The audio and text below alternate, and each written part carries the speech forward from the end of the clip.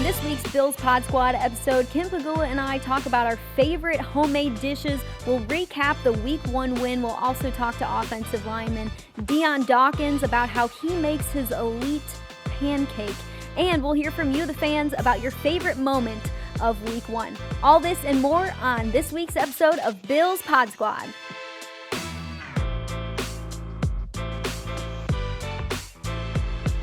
Welcome into Bills Pod Squad. We are back for another episode as your hosts, Maddy Glab and owner and president of the Buffalo Bills, Kim Pegula. Kim, they let us come back for another episode. I can't believe Can you believe it? No one must have been listening. Well, I heard it did pretty good. Someone did tell me that we were trending at one point, which is like a really good achievement for me. I've never trended before, so pretty excited about it. So yeah, I'm glad to be back with you. Yeah, let's see where this podcast can go, how far we can take it, into how many homes we can take it. It was a fun first episode. It's going to be a great second episode. We're going to hear from left tackle Dion Dawkins. We're going to hear about his favorite part from Week 1 and an elite pancake that he can actually cook. So that interview is coming soon. And Bills Pod Squad takes you beyond the X's and O's of football. We get to learn about our players as human beings, and we also throw in some fun segments too. So speaking of a fun segment, we've got a top 3 for today, and it's sponsored by ECMC. They were this week's game sponsor, the official healthcare provider of the Buffalo Bills. ECMC, the difference between healthcare and true care. Kim, since you are such a cook in the kitchen, from cookies to you name it, we're going to do our top 3 homemade dishes today. So would you like to start us off? Sure. Okay. So my first dish would be carbs. Carbs? Just Love carbs. it. Just carbs. Just anything with carbs. Is there a carb-loaded dish that you like to make? Oh, my goodness. Let's see. How about, I'm going to go with lasagna. Okay. I think lasagna, I could eat lasagna all day. I'm not even Italian, but I could eat that. You might as well be with how much you like carbs. Yes, it could be, yes. Carbs, noodles, lasagna. Yeah, that's probably one of my top 3. What about you?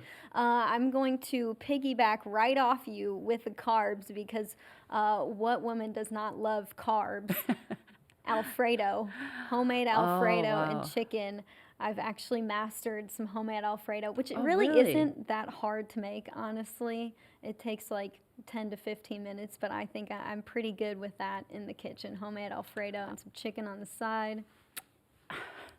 Let's see. So my second one would be, if my first one was carbs, then my second one would be sugar. Since although I know sugar is carbs, so sugar. So what would be the thing that has the most amount of sugar? Obviously cookies. I mean, it doesn't matter what kind. I love them all: chocolate chip, oatmeal raisins, snickerdoodles, whatever. Cookies, because they're portable too, right? Like you can just take them anywhere. I was handing them out all day yesterday. Do you have a favorite one to bake, or is it just, whatever's speaking to you in that moment? Well, you know what? So I think of chocolate chip cookies like your jeans. Like you keep trying. Like I keep buying new jeans, like hoping like I'm gonna find like the perfect pair that fits. They're all good, but like you just keep trying, and so that's what I do with chocolate chip cookies. Like I do have a good one, but I keep trying different recipes, changing the recipe, just trying to perfect it. So I would say the chocolate chip, just the standard, but a lot of recipes. A lot of recipes when it comes to cookies. Okay. I will match that with sugar. I don't do it as much anymore, but when I was younger, I was an ice cream queen in the kitchen. I got this like Ben & Jerry's cookbook when I was little, and it was about a bunch of different ice cream recipes that you can make. So that's ambitious. Like ice cream is not once a week, easy. I was whipping up some ice cream in the kitchen, and my parents were like, "Who are you? You make ice cream every single week." The Easy Bake Oven, remember that? That was my jam. I've thought about buying an Easy Bake Oven again, like multiple times. Sometimes when I walk into Walmart or Target, I'm like, should I buy an Easy Bake Oven today? Is this going to be the day where I go back into making Easy Bake Oven recipes? That's the best. And then let's see. My third, I would say, probably bread. Bread. Yeah, back to carbs again. Any bread, it doesn't matter. Like Italian sourdough, just white, like wheat, it doesn't matter. I could, like, if go to a restaurant and I if was they have gonna really say, good if bread, like I will be eating all the bread, and then like my meal will come. I'm like, I'm oh, not I'm hungry, full. I'm I good. know, and they're looking at me like, oh, is something wrong with your meal? Like, no, I just ate all the bread ahead of time. But yeah, bread. I could just like I just have not met a bread that I didn't like. Bread is so good. Now I want to eat bread. I'm gonna go with some meat for my third one. Steak. Give me steak every single day of the week. What kind? What cut? I will do any Any cut. kind. Any cut.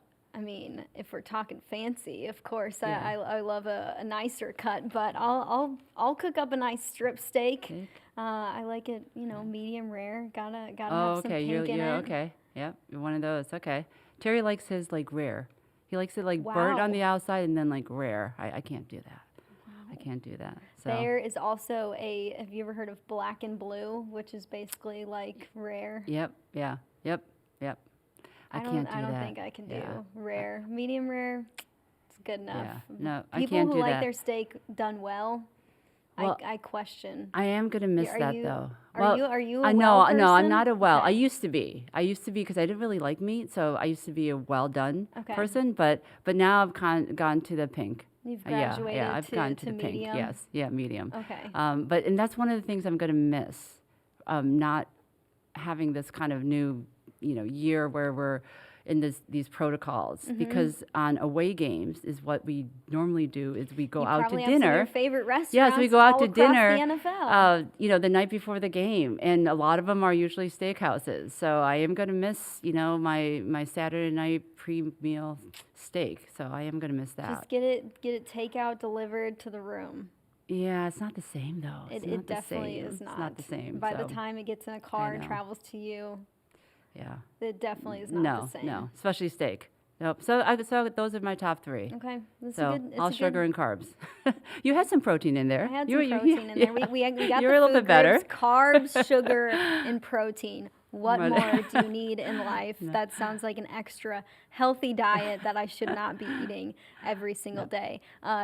Kim, you touched on going on the road. The Bills are on the road against the Dolphins coming up here in week 2, but I want to talk about that week 1 win. What were your thoughts after that game wrapped up? 27-17 final score. Josh Allen passed for more than 300 yards. That hasn't been done since 2016. It was his first game doing that. Now as a third-year quarterback, got to check that off the list. And after the game, when he was speaking to the media, he was like, asked about, does 300 yards matter? And he was like, no, what matters is the score. Yeah. And we won the game, and the points on the scoreboard is all I'm really going to care about when it comes to stats. So after that game, what were some of the first things that came to your mind? You were at the game, right? Mm-hmm. Okay, because it was weird, wasn't it? Yeah. I still like even this morning I was like, did we just play a game? Like, it's just such a different feeling this year. It really is. And I remember, sitting there watching the game and just thinking like, how cool it would be really if we had a lot of fans here, especially, in that first half. Like, but we can't. So I'm sorry, I'm digressing back to No, things we can't have it's right now. It's okay. But It's but tough. but yeah, it just the fact that I think because of the no preseason, just not knowing what to expect. Of course, having high expectations going in, the continuity we've had going in with Coach and Dion and some of the other guys that we signed this year. It was just so much fun seeing those guys connect. I mean, the amount of guys that Josh was able to get the ball to, like that was fun to see. Some of the new faces that we have on our team that, some of them I still hadn't even met yet, right, because of our protocols. So it was just great to see. It's really a big team effort, and I know Coach is, obviously big about everybody doing their part. And you had the ups and downs, like you're going to have at every game, but like you said, just win, baby, and that's what we do. So, very happy to have it. It was weird feeling, but like I said, now it's like week 2. Like I know it Now seems the like he ball's never is going to, rolling. yeah, like it seems like, oh my gosh, that football's never going to come back and, get back here, right? And then as soon as week 1 starts, then you're like just like, on this I'm fast right track. back in it. Yeah, yeah. Like I it is. never left off. Yep, it is. Yeah, the stands being empty was completely weird. Billy Buffalo was roaming around the stands the entire game, which I thought was one of the funniest things, just seeing Yeah. pictures of him on Twitter like, oh, Billy Buffalo's holding it down in Bill's Stadium by Yeah. himself. It was fun. So I was sitting up in the press box area where, so normally during games, home games, I have my own suite that I have host my family and friends, and then Terry watches the game with Brandon and Joe Shane up in the press box in their own suites. But I was up with them this time around, and it's a smaller space, and I like to pace. Like, so it doesn't matter if we're up by 21. Like, I need to get up. I need to pace, and there's not as much space as I normally have. So I was stressed out. I'm like, okay, where am I gonna go? Like, I was getting up, sitting down, just needing to, and then I would just keep eating. So I didn't have my mask on that much because I just kept eating the whole game. But it was a fun experience. Like I said, just happy to have football back. Yeah. I think that was more importantly, and like I said, being able to see in true competition what some of the guys, the new guys, the rookies, the veterans, everyone coming back to see what they can do. And it's only week 1, so I know. I I feel like we saw so much in week 1 We did. with the play calling, with the players involved. 8 different players caught the ball. Yeah. You don't see that every single day, and that's something that we'll be able to see pretty much every single week. And to think that Brian That is- Daboll has probably just tapped into the playbook here in week Yeah. 1, and we saw a lot. We saw variety on offense. It makes me so excited for what we can see in week 2 and week 3. You touched on the new faces on this team and the rookies and how they already have gotten involved. How different is it seeing them make plays on the field, but some of these guys you haven't even gotten to meet in person yet or really have a true conversation with? Well, and think about how hard it's been for them, right? So all the, they get drafted and you're so excited, and then you're literally just sitting at home and you're doing a lot of your off season, on Zoom calls. So, so even having the success they did for game 1, knowing that it wasn't a normal year where they could really mesh with the team, really understand the playbook, spend the time with the coaches and the other teammates, and for how well they did. That just kind of really goes to the type of players that we drafted, as well as our coaching staff, getting them ready, finding a way to be ready for week 1. So, like I said, excited to see what's to come in the rest of the weeks, but just a lot to build on already. Yeah, it was a fun first week. Week 2 is approaching quickly. It'll be week 3, week 4 before we know it. Let's not get too fast yet. Let's enjoy week 1. You blink, and it's like week 6, and you're like, oh my gosh, where did the season go? And isn't it weird how 1-0 is so much better than 0-1, even though it's only one game? It's just you feel like if you go 0-1, and then as soon as you get the first win, okay, you're back to even.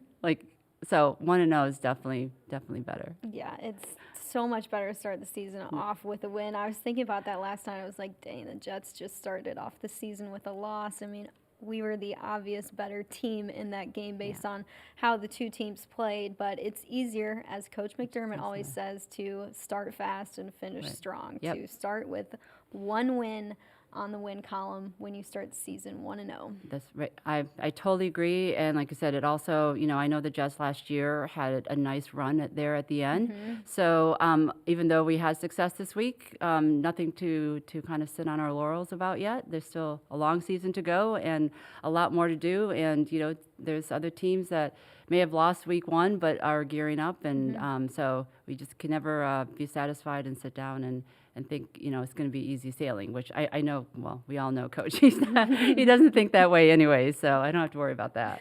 Definitely not. Well, someone else who's pumped about this week 1 win is left tackle Dion Dawkins. So let's get into our interview with Dion, the Rahway, New Jersey native who's in his 4th year with the Bills. Here's Dion.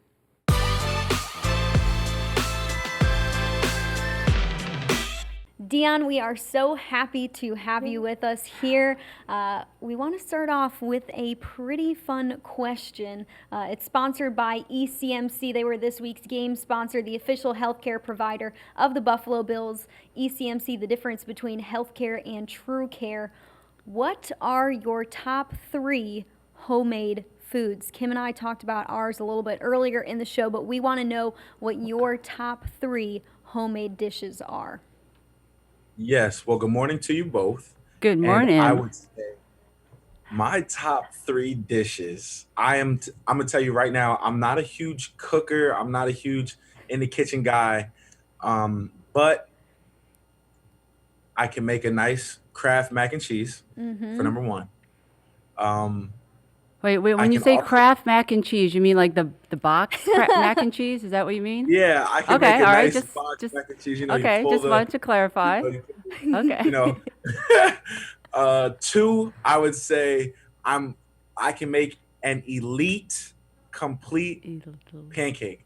And when I mean that, like when you go like to the store and there's like the Annie Ann's pancake and it's just like complete, you just add water and mix it up.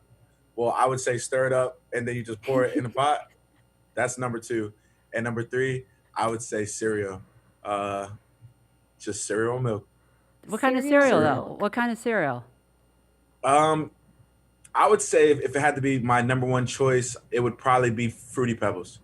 Fruity Fruity Pebbles. Pebbles. I have not had Fruity Fruity Pebbles Pebbles. in quite some time. Or Uh, or honestly, chocolate and Lucky Charms. People don't really know about them, but chocolate Lucky Charms are elite. I had no idea those existed. I Kim, do not Kim, know did you have any idea chocolate either? Lucky Charms. No, Terry eats Cheerios every morning. He's boring. Okay. I mean, all he does is Cheerios. So Sugar, like sugar, bananas, strawberries, anything with that you put in it? nothing. And with Oh, almond then milk.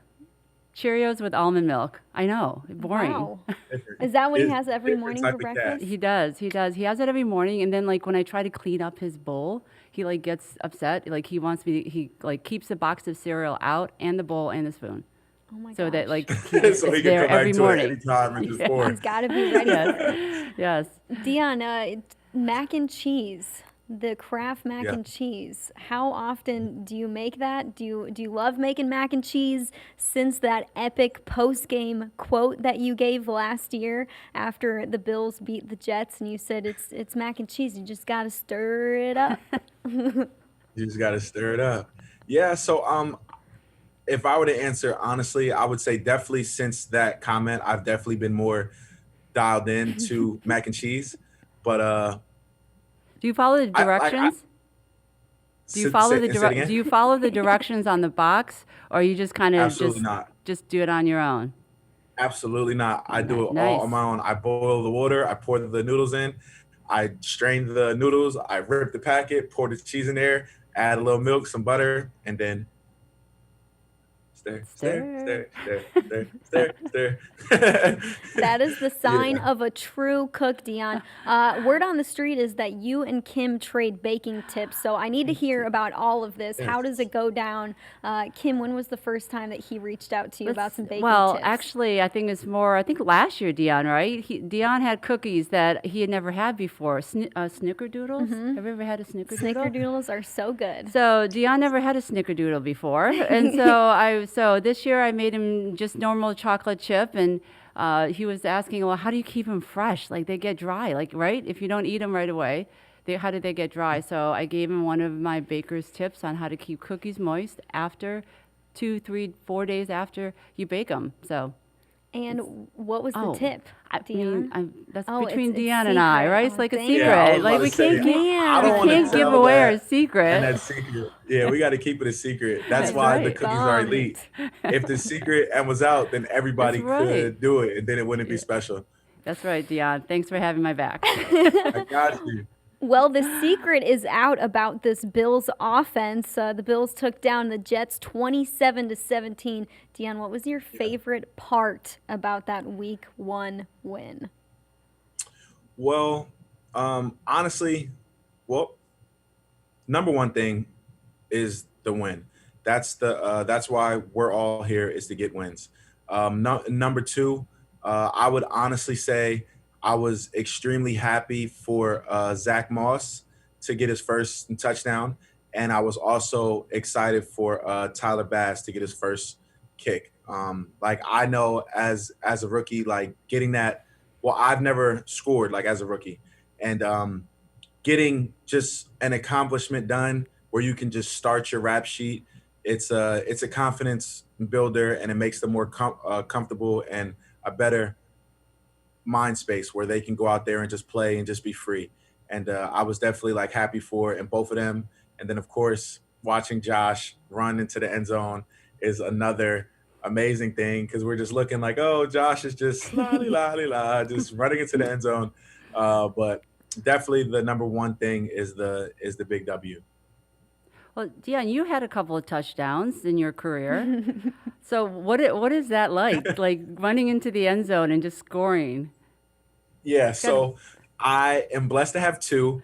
I know a goal of mine. I want to break the record. If I can be correct, if I'm correct, I believe the record is like 7 or 8, and I think it's Donald Penn that has the record. But the feeling is amazing because, like, if you think about it, right, like when people are growing up and they're playing like football, nobody thinks like, oh, I just want to be a professional blocker.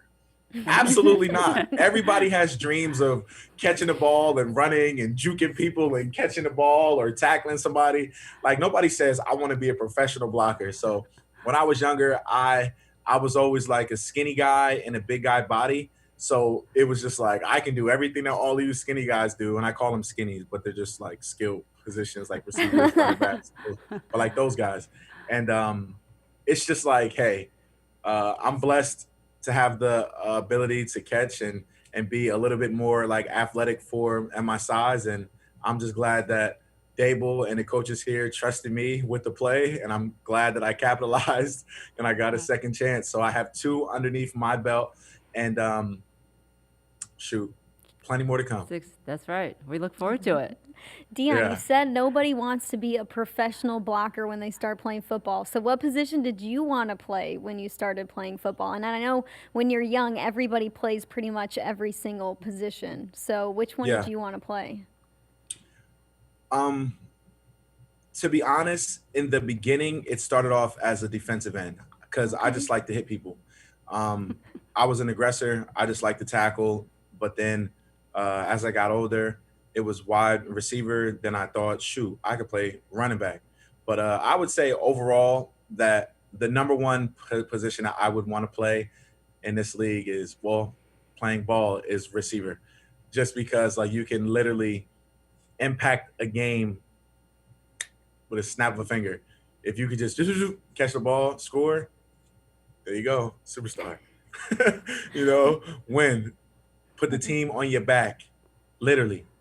Well, judging by what we saw in Brian Dable's offense yesterday, maybe they can draw another play up for you. You've already done it a couple times, and Brian Dable was throwing some crazy things at the Jets defense yesterday. So I've got to think that maybe he has a trick up his sleeve for you, Yeah, Dion, hopefully. I mean, maybe we'll see. Maybe it's this year, maybe it's next year, maybe it's the year after. But hopefully, we'll catch somebody sleeping, and then we'll just pop up and Yeah, the attack. good thing is Dion, we don't have to worry about you going anywhere.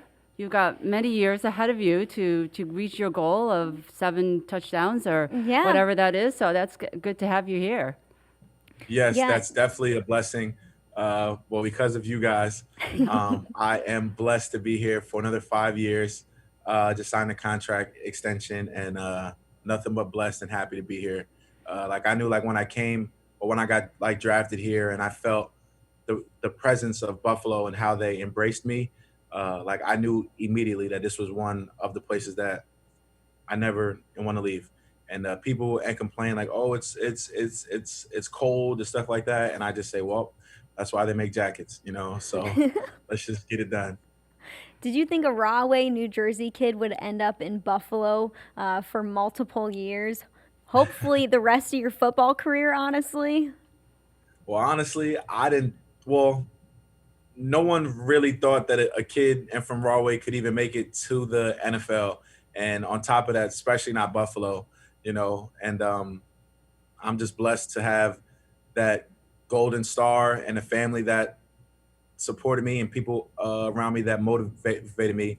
And I'm here. So once again, I'm gonna say it. I am blessed, and I'm just thankful for the good people that I had around me that kept pushing me when I thought I couldn't do it. And hey, and they're still helping me now. Like and my mom is a big part of it, and she's still here and chucking away and keeping me motivated and influenced to do better.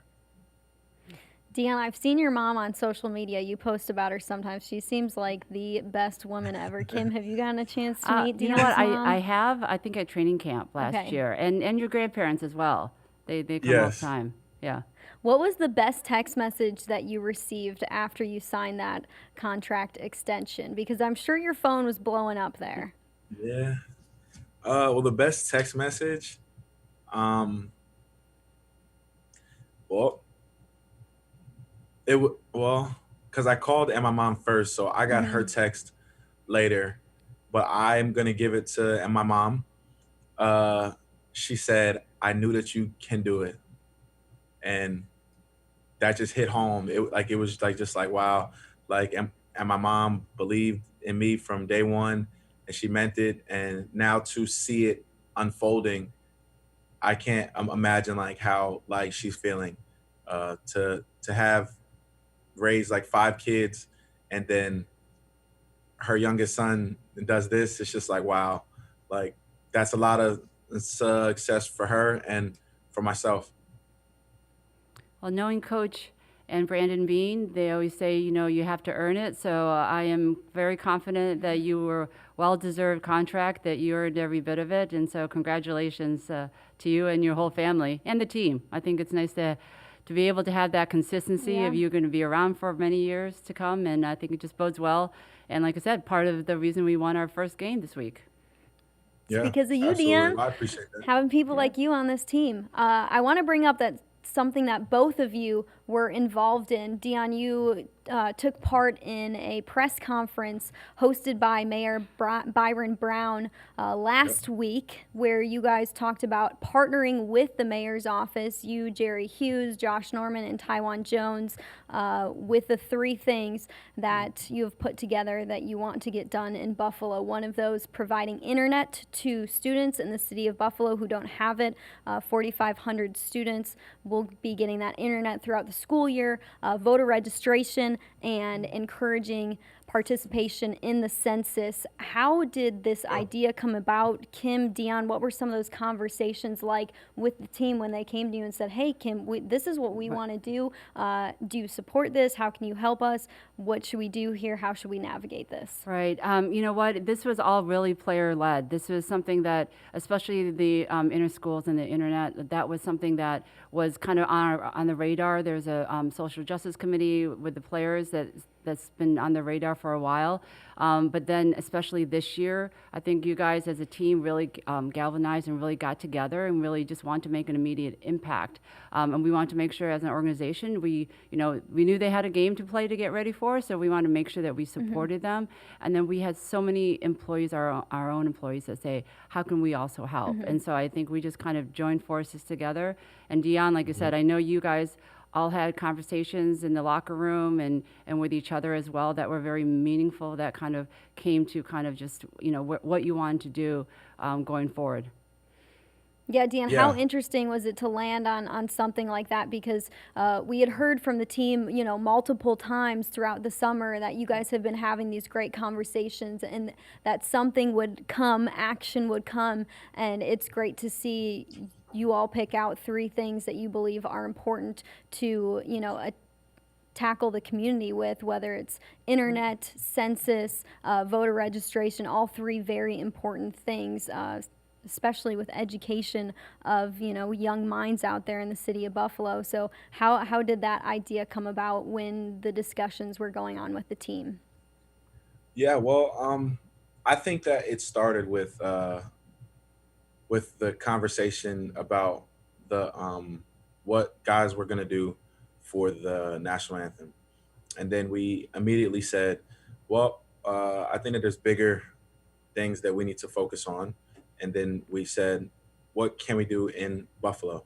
And then we asked questions, and then we figured out like guys from our staff, like the employees here, helped us figure out who we need to speak to and where we need to get for our voices to be heard that we want to help. And then we got in touch with Torah and Mm-hmm. then Mayor Brown, and then they said that there was 45 like 100 kids that don't have internet.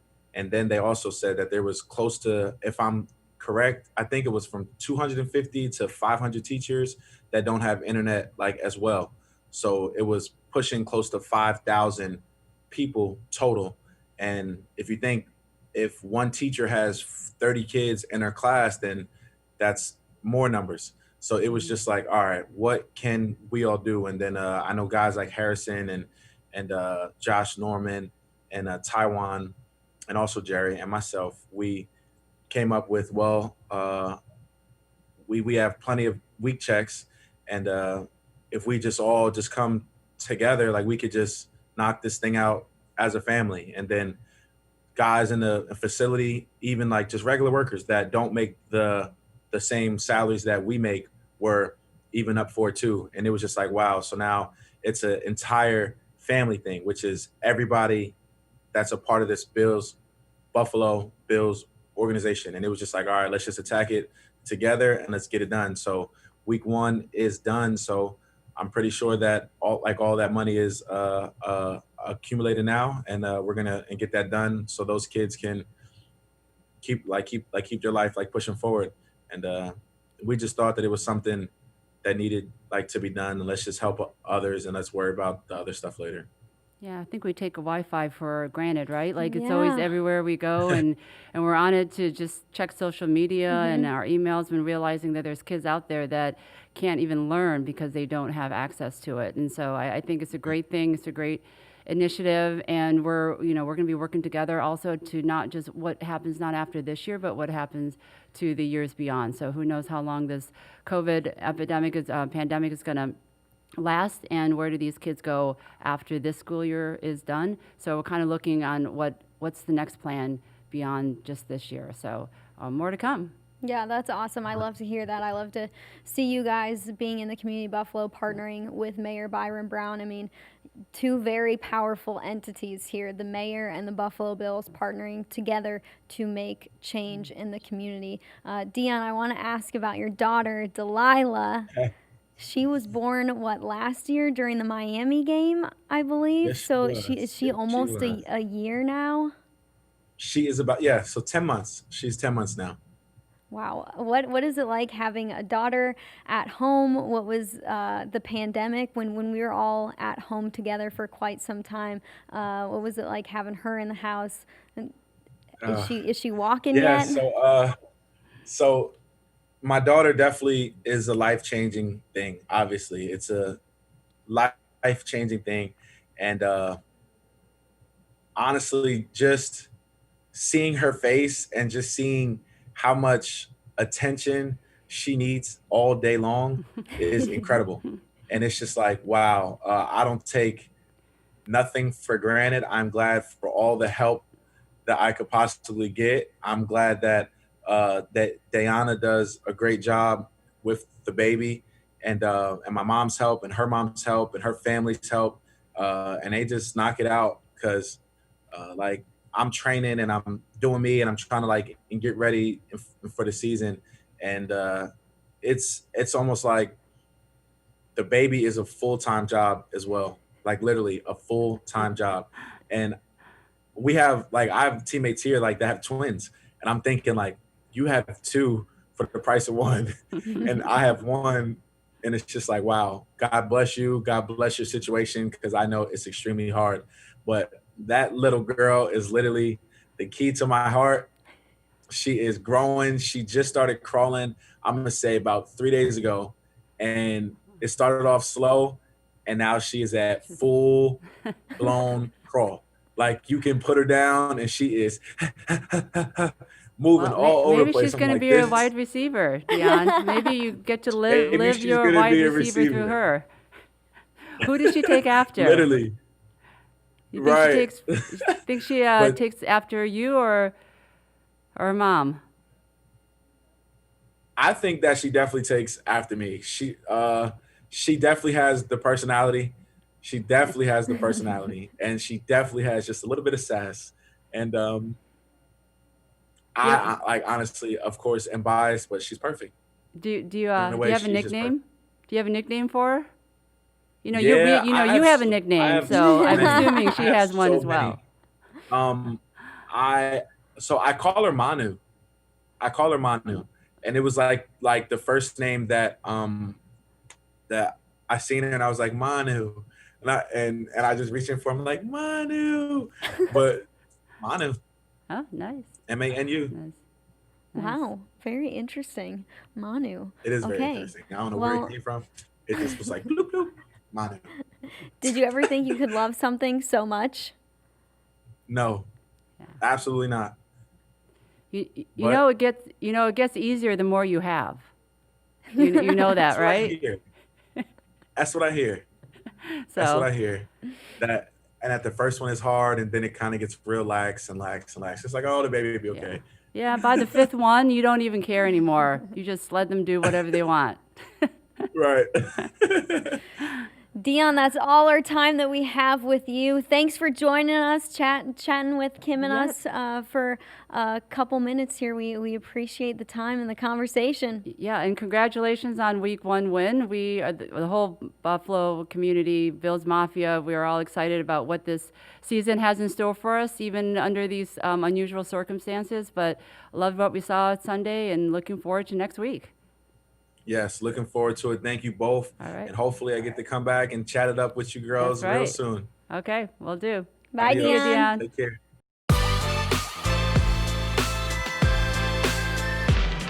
The Buffalo Bills are proud to partner with National Grid in promoting the Safety First initiative, where every time a Bills safety makes a tackle at home, National Grid will donate $50 to the 100 Club of Buffalo in support of first responders and their families.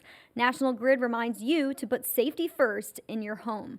Kim, how great was it to have Dion Dawkins on with us? He's always such a fresh breath of air and energy. I feel like he lights up a room even when he's in it virtually with us. He always has a smile on his face. It was great to hear about his daughter and what she's doing, crawling and growing. A little Dion in the making, it sounds like. No, he has such an infectious attitude, positive attitude about everything. And the best thing is that, even though he had a daughter being born this year and he got the big contract, that's how he was before all that happened. So it hasn't changed. He's always still who he's been all along. So it is always so much fun, enjoyable. You can see in his face how much he loves football, loves the game. And, how can you not want a player like that on your team? Yeah, exactly. And I'm so glad he has been locked down for many more years to come.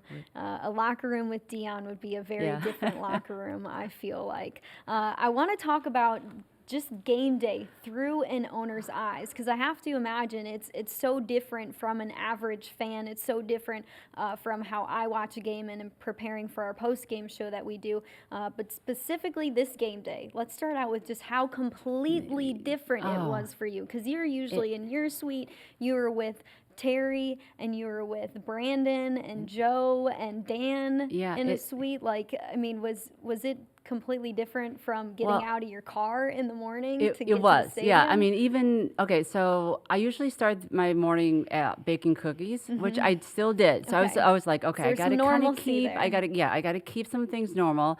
So I did get up in the morning and did bake cookies, but I wasn't in a rush. Usually I'm like rushing because like you don't want to get in traffic. Yeah. And we usually have a police escort to get us through the traffic. We didn't have any this time. Just went our own. I don't think I got to the stadium till like after 10, which is really late for me. And Terry sometimes gets there like at 6 a.m. Wow. And then gets dressed there, and I usually come a little bit later. But yeah, like getting there like at 10:30 was crazy late, but no traffic. No traffic. No traffic. I know it was a little bit crazy. And then so I did the whole testing protocol that week, and so actually it was my first time in the office. Was on Sunday. Whoa. Yeah. So it was just weird coming through, and like it was just quiet. Like not a lot of people in the office. My office still looked the same. It was just a whole different feeling. And then going down on the field. So what I usually do is, after that, I'll get dressed. I usually go down on the field to greet fans, sponsors, the team, things like that. And just walking out there, yeah, it was just, like my favorite part is like when you walk out of the tunnel and then the field just like opens up, right? It's just an awesome feeling. Like I'm there, I'm like, okay, The hit sidelines me. are usually And packed. There's yeah. people in the stands. Yeah, usually there's people yelling, down from the side of Yeah. the tunnel there. The music is pumping in, yeah. and you walk out, and it's like cloudy and probably drizzling, and you're like, Yeah, and this okay. is game day. Yes, it is. But still, like I said, to see another opponent, which is nice because we haven't seen an opponent, right? So we didn't even have scrimmage with another team or anything, or obviously without the preseason. So just seeing another opponent there, like, okay, all right, this is a game day, like we are on. So it was just, like I said, just to be there on the field. There, believe me, there was still plenty of energy there. The guys, like, if you think about it, they've been in these Zoom calls and training camp and meetings for so long without true competition. So they were still pretty amped up, and you could feel that energy there. So it was nice to be there. And then I usually watch it with my family and friends in a much larger suite and with a couch and a TV and all that. And this time I watched it up in the press box with our GM Brandon Bean and Joe Shane. Was it very business oriented? Oh, is it like it is comfortable and fun in your no, suite? No. It is not. Well, in my suite, yes. In your suite. Yes, in my But suite, in this it is. suite, it was probably down to business. Yeah, Eyes are locked on the field It the is, entire time. and they're probably really annoyed with me because they all have their own like seating. So I always sit in the back, and one is closer to the food, right, which is like just a Important. game day anxiety thing. And then I always I have to they'll sit unless they have to go to the bathroom. They will just sit through the whole game, right? I'm like up, down, like, and then I'm pacing and I'm walking and I'm eating and I'm in the bathroom, out of the bathroom. Like, so and there's not that much room where they watch the game for me to do that. So I was just feeling very anxious. I was like claustrophobic. I'm like, where am I going to pace? Like, what's going to happen? Like, so it was just an interesting dynamic. And I don't, like I said, I try to kind of keep quiet and not say a whole lot. Yeah. And, like I said, but a I was win's gonna a say, win. It's a good is thing. anybody loud in that press box? Who's the loudest person in there? I don't know about loud. There's just random shout outs Yeah. about stuff. Okay. Sometimes it's good, sometimes it's not. It's just they're really quiet and then just all of a sudden this burst of words. Not for me. So yeah. Are you usually in a normal game day? I'll say, are you usually pretty loud, or are you just pacing? No, going back and I'm forth? quiet. You're I'm quiet. Okay. So this game, I had my iPad, so I was watching on the NFL Game Pass with my headphones in. Then I had the closed caption on the TV, Wow. as well as on my phone, going through Twitter. It's just it's like a multitasking thing, You had So you had like a 5-screen experience. right, I did. there, I and did. The I game was in front of you. Tara's did you even see them play? And I was like, yeah, and there was such a delay. I don't know how you watched it, but there was such a delay. So I'd watch it on the field, and then I could see 2 plays later on my iPad. So, but like I said, it's just kind of, it's hard for me to just sit and watch a game. It really is. What are you watching through an owner's eyes? How are you watching the game? Because you spoke on the screens that you're watching through, and you're watching the game take place, and so is Terry. But what are some things that you guys as owners are watching for during the game? Obviously, it's got to start out with a win. Right. Well, no. So what I watch for is because there's so many more experts in that room that I'm watching the game with. I actually watch more as a fan. Okay. So, like a fan, I'm watching where the ball is, right? So they've told me some tricks before, and listen, don't watch the ball. Pick a player. If you want to really kind of learn and study that position, pick a player and then just watch them. Don't watch the QB, don't watch where the ball is, just like pick on. I've done that a few times. It's not as much fun. so I like I said, I watch it like a fan, like just who's open, where is he throwing completions, like is it going to be looking to see who's on the field, who's are we going to pass, are we going to run, kind of what that is and trying to guess. So I truly like to watch it as a fan, and then as well as things like what's on the jumbotron, and usually it's like what concession foods we have, where's Billy Buffalo, like trying to like experience and look at things objectively more as a fan would see it as a game day experience. So would you say Terry watches very differently oh than you? yeah. Oh yeah, definitely. Like if you ask him like, hey, did you see that ad on the jumbotron? He'd be like, what ad? Jumbotron? Oh no. And he does. They so there's multiple TVs in the room, and so they will look up because, like I said, there's a delay after, So but they are the focused replays. like on the field. They are focused on the field, and I will say that actually, I think being up in the press box, it is much easier to understand and see the plays evolve. Unfold and happen. Yeah, I stayed there on the sideline one time. I meant to get off last year, and I think we were doing special presentations, so it was on there like for the first play, and I was like, how do these guys coach down here? You can't see anything. I was like, how do they coach down there? Yeah, it really is. It's so easy to get distracted on the sideline. Yeah. I used to be the radio reporter when I was Okay. at Tennessee, and a lot of the times I was hunting down to see, who was in the injury tent and if they were okay, and coordinating with the PR person on the sideline. But there's like 5 million things going on the sideline, and I'm just like, Yeah, and you have to see through them, right? Like you don't get like this bird's eye view to understand where all the like pieces are going. So I don't know how they do it on the sidelines.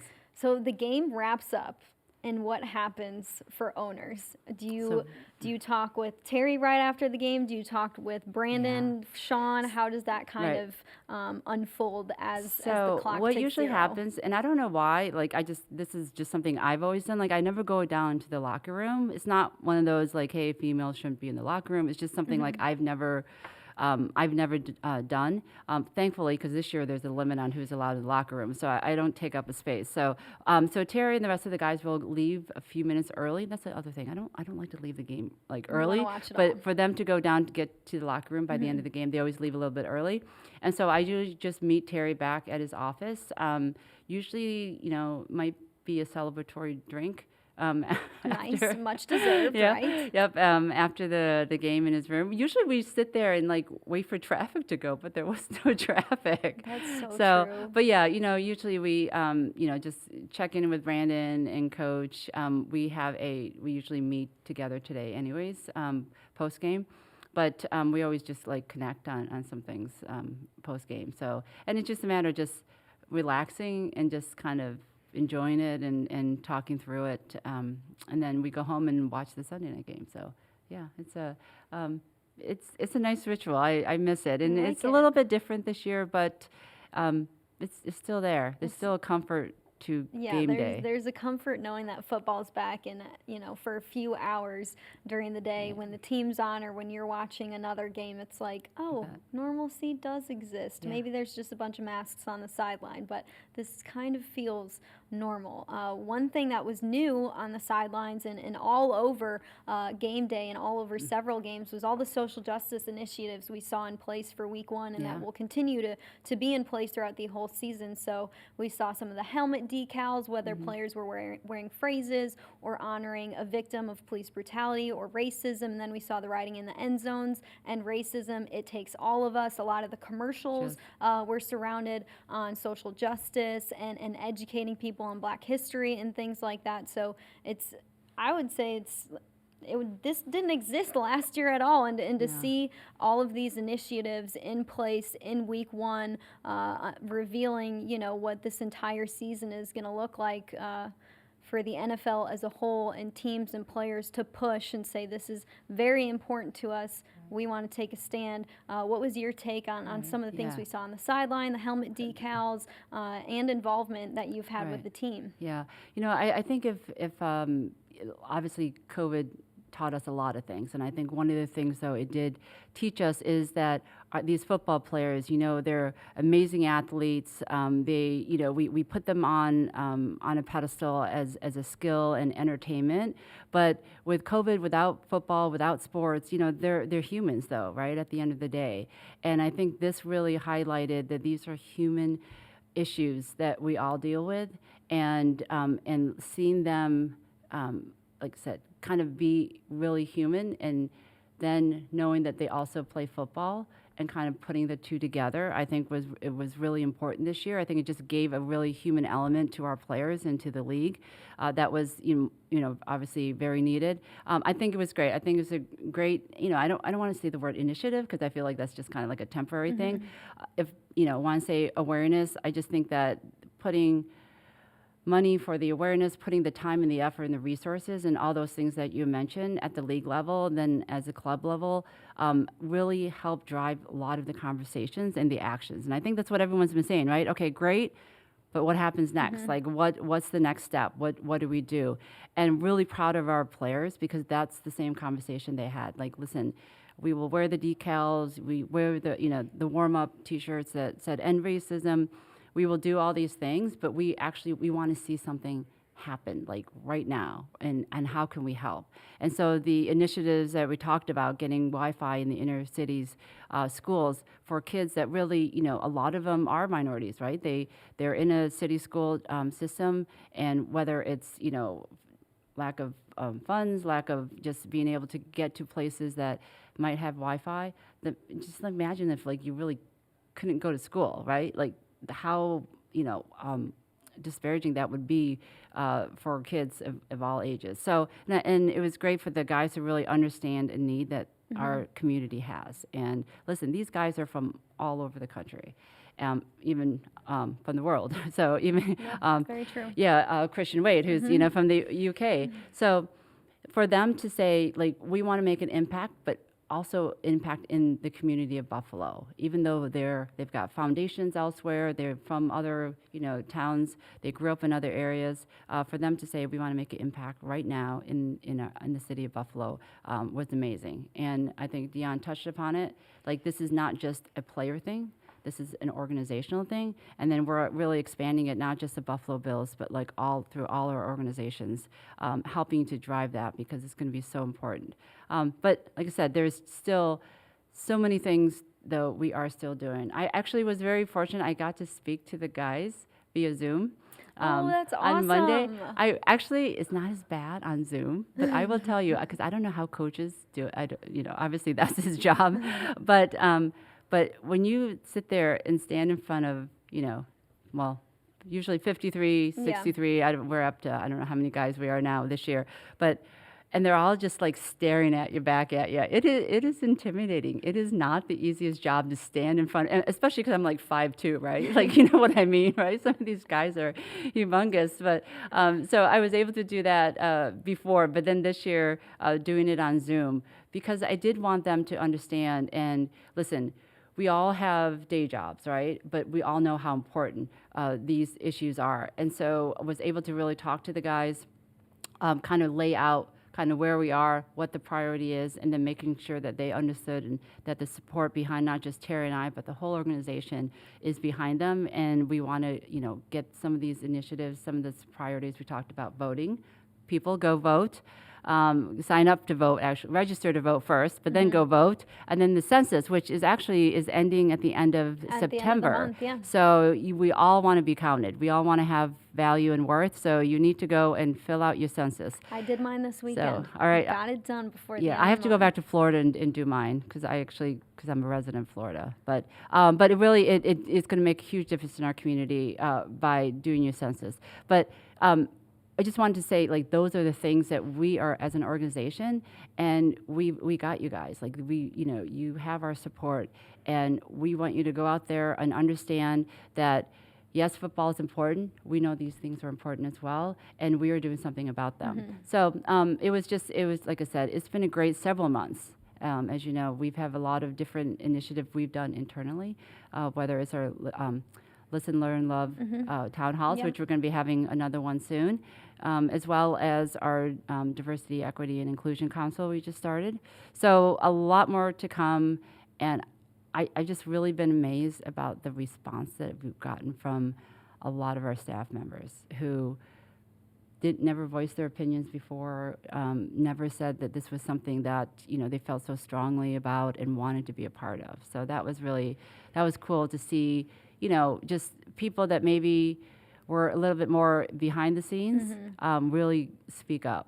So yeah, I think COVID shook a lot of us up in realizing some of the issues in this world and how we can all play a part in helping fix and end these issues. And we talked about last week the action part of all of this, and it was so cool to see the action part of this come together in the middle of a season. You're getting ready for week one, and yet here are the players and you unraveling. Hey, we're gonna give some internet to 4,500 kids in the city of Buffalo. We're also gonna encourage census participation and voter registration.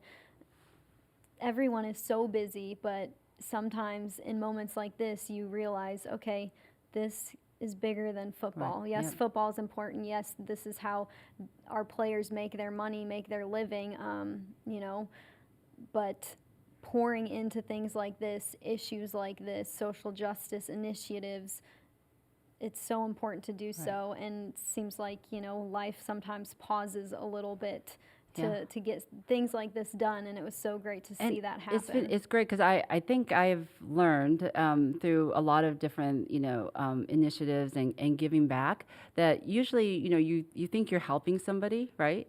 But usually are the ones that actually receive more, right? And whatever is going on in your life, and you think, well, how am I supposed to do this? Like you said, I'm busy, I got all that.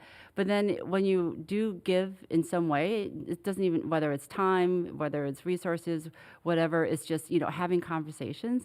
You actually it makes you feel better, right? You think oh, I'm going to help somebody. Well, no, you actually helped yourself. Right, and which is a good thing. Yep. And I think that's how a lot of us are feeling right now. In a time when we all could use a little bit self-love, I think giving is the greatest way to kind of give yourself some love back. Yeah, I really agree with that, and I'm excited to see what's to come with this partnership with the mayor's office and the team. That's such a great thing to begin, and I think it's something that can last far beyond when a lot of these players are on this team. I agree.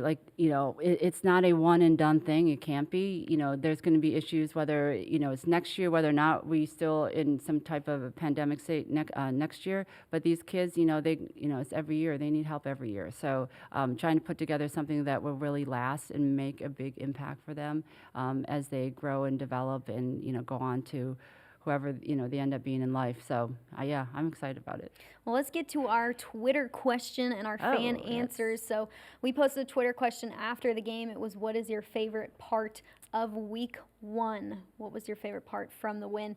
We've got some great answers from our fans, so I'm going to read a couple of them off, Kim, and we'll comment on some of these answers. So we've got one from Bubba. He said his favorite part about the week one win was Josh distributing the ball to multiple targets. When teams watch the tape, they really can't zero in on Diggs, Brown, or Beasley. You have to line up and defend all the Bills' targets. Josh will not be running as much in other games. The run game with Singletary and Moss will get better. Bubba, I agree. Multiple targets, 8 different players. To see Josh run the ball like he did, to see Zach Moss and Devin Singletary get involved a little bit. I was talking to Eric Wood during the post-game show that we did, and I said it looked like an offense of 31 flavors out there. Yeah. No, that is exciting to see that, Josh now has so much flexibility. Brian Dable has the flexibility. Even Knox was, had a great catch there as well. So our tight ends, like I said, all the different positions.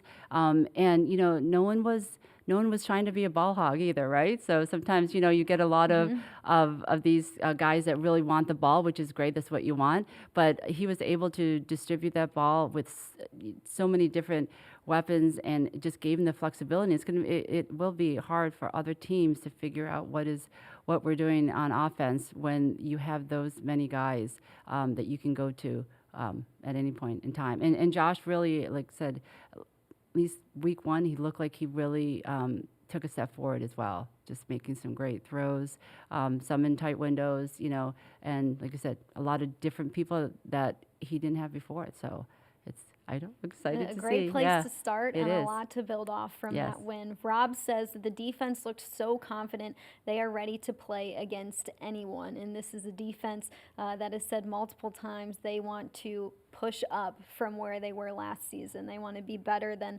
the third ranked defense that they were last season. They want to be better than the second ranked scoring defense that they were last season. And I think we saw flashes of that during Sunday's game. And you hate to see players like Tremaine Edmonds and Matt Milano go down and go out of the game, but to also see the wheels not fall off and to see the defense, keep playing the stout defense that they're known for, even when backups weren't, I think was something that was very telling about this defense in the games How to great come. is that? Like, oh, we were 3, but like we want to be 2. We want to be 1. Like, just thinking like there's no mentality there that like we've arrived, right, on our defense, even though we've had top defenses for multiple years. They're always trying to get better.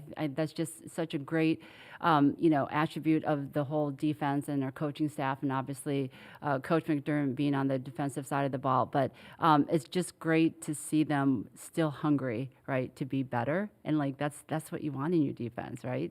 But I agree. There's, we all know there's going to be injuries. I mean, every team is going to deal with it, and how we deal with it. And I know this past year with the draft, I think Brandon was really looking at some of the depth and really starting to plan some of that for upcoming years, and for the injuries he knew were going to happen without the preseason. But our defense, like I said, I don't know. There were always the argument, right? Defense wins, but now it's like everyone's like, no, it's the offense, like the offense. So I mean, I know that debate is still up for sale, but I mean, I'll take both. But I just, like I said, I think that our defense gives us an opportunity, and now that our offense has so many weapons, it just allows them to get some more W's under it. And we don't have an easy schedule. No, they But that's have okay. the 5th hardest schedule in the NFL when it comes to playing against teams with last season's record. So it's not going to be easy sledding for this team this year. How crazy was it? I think at one point in the game, like our offense I was like, has our offense been off the field yet? They were like played for like the 40 time of minutes. possession was like 41 to 19. Yeah, it was crazy. Yeah. It was great to see. I want to see that every single game. was. All right, our last answer to our Twitter question is from C. Dayfler. He says, the unity. The Bills came out despite everything going on in this world and played as brothers. They play well because they love each other and want to do well for each other. There's no black and white or COVID-19. There's just football, and I loved every second of it. I feel like we hear so much about how much this team loves each other, how much they're friends off the field, how much they really care for each other, how much they, understand each other, know each other's stories, know where they came from. And I think sometimes with how much we hear it, it maybe not necessarily can get old, but it's something that you can get very used to and you hear frequently. But it's not often that teams like this exist. I've covered many teams from different colleges, and not every team has been like this. Teams have been very different. And so to have something like this and to have it for more than one season, I think is something that's super unique, and it just speaks to the type of locker room that Brandon Beane and Sean McDermott have created since you guys hired them on. Yeah, the talk about continuity, right? That is so important, especially, I mean, no one knew that COVID was going to happen, so this was going to happen regardless. How important it is, not with our coaching staff, with, Brandon and Sean together as a team as well, but even just, signing the guys that we drafted with Dion and Trey, like being able to really develop them, and now knowing that we have them for multiple years ahead. This being, Josh's 3rd year, there's so much of that togetherness that you can only get close with being together, right? So having a lot of these guys coming back, and then throwing in some new, fresh talent, and I think really and those people that coming in, I think they can feel it right away too, right? Like they know that this is a special team. And does that guarantee wins? No, but like it just gives Definitely you. helps. Yes, I'm a true believer that it definitely helps, and it gives you each other to go through when their hard times happen, which happens every season. So I definitely think this is a special team. I think the guys know it, and they're exuding that on the field as well. So. It's definitely infectious, and to watch some of the new players already feel that and feel the connection, feel the togetherness, feel the brotherhood. I mean, you look at Stephon Diggs during a practice, and he's out there dancing with Gabriel Davis, or has like a big smile on his face, or messing around with Josh Allen. It's like, oh, you seem like you've been on this team for like 2 seasons. Did you play a now. team sport? Yes, I played softball growing up. Okay, I didn't play a team sport, so I missed that. So it's really cool, getting on a team, and you could probably point back to, a couple teams depending on how long you play and when you started to play, but you could point probably to 1 or 2 teams, and you're like, that was my family. Like for some point of time, for a couple seasons, those were my sisters. Those were the people who knew everything about me. Those were the people who supported me in the worst times and lifted me up in the best times. And I've got to believe that's how this team feels, and it's something that not everybody gets to taste or experience. It's unique, and it's really cool. I wish I had played a team sport. So yeah, I can totally see that, how wonderful that must be to be so close with a group of people around you that you get are a little going bit through. of sense of it from this team, though. I'm sure you get a taste. No, I definitely do. I wish, like I said, with this COVID going on, you just don't have the access as much, and it's not as easy to have those casual conversations, or you just pass by a guy in the cafeteria and you just sit there and chat about different things. Like I miss those kind of, they're like scheduled meetings, it's just not the same. But and then even on the away games, those were always fun times. I always love going to the away games with the team, because it's just a lot of, like you said, a lot of the bonding, a lot of interaction. Yeah, and seeing the guys together, and whether it's in the mailroom, things like that. But so we'll just have to make the best of it this year. But that's more important than ever this year. And I think the last few years that Sean and Brandon have really laid that foundation of those right guys, and them being here this year has certainly, it's completely paying off right now. It really is. So, well, Kim, that's the episode. That's another episode already gone. Episode in the books, already gone. We're gearing up for week 2, week 1 in the books with a win. Okay. So is the second episode of Bill's Pod Squad. Heading down to South Florida, so I will not see you there, but I will be there in spirit. I'll be tuning in. I'll be probably screaming at a TV. We're going to have fans there. That's So that'll be different. Interesting to see.